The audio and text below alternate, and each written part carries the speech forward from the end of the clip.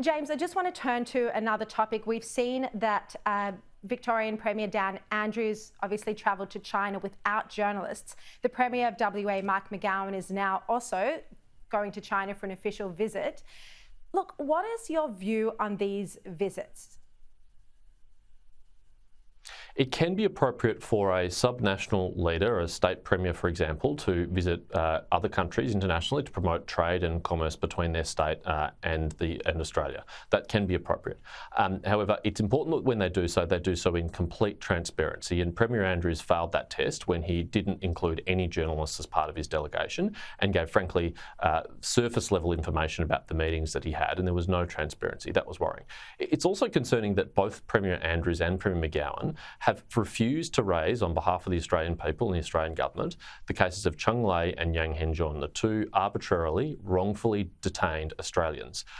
Every Australian who goes to China, who has the opportunity to meet with influential people in the Chinese government, whether they're a business leader, a political leader or a premier, should be raising the case of these Australians. And it is not good enough to say to them that that's someone else's problem, particularly to the family of those Australians who are deeply distressed about their years of incarceration and separation from their loved ones. I completely agree with you. I couldn't feel more strongly about this. I mean, we saw Cheng Lei's husband, Nick Coyle, begged, he wrote to Daniel Andrews' office saying, please raise the case.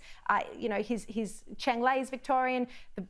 Her two children haven't seen her for 2.5 years. It's outrageous that he got the access that he did and didn't raise the issue. It's just extraordinary. Look, I want to turn to The Voice. The referendum is later this year. We've seen a report in The Australian today by Nick Tabakoff that Jacinta Price has expressed reservations about going on ABC host Patricia Karvelas' program. Do you think that too many journalists, particularly at the national broadcaster, are expressing personal opinions about The Voice?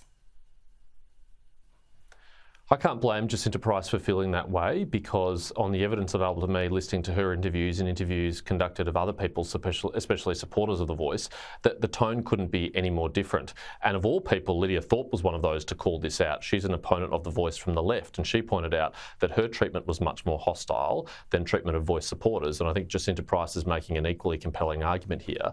It seems that if you're sceptical about The Voice, about its constitutional risks and implications, about whether or not it's going to have a tangible effect on the ground to improve the lives of Indigenous Australians, that you get one sort of treatment on the ABC, and you get a very different sort of treatment, a very friendly treatment if you're a Voice advocate, including, by the way, if you're Noel Pearson and you want to use the platform to attack your political opponents and smear them with mud.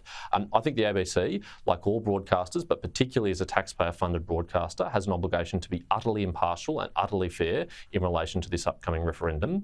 And journalists who clearly have their very own strongly held views on this are going to have to put that to one side while they are in their professional duties as journalists and treat people equally when they're appearing on their program. Yeah. All right, Senator James Paterson, thank you so much for your time this evening.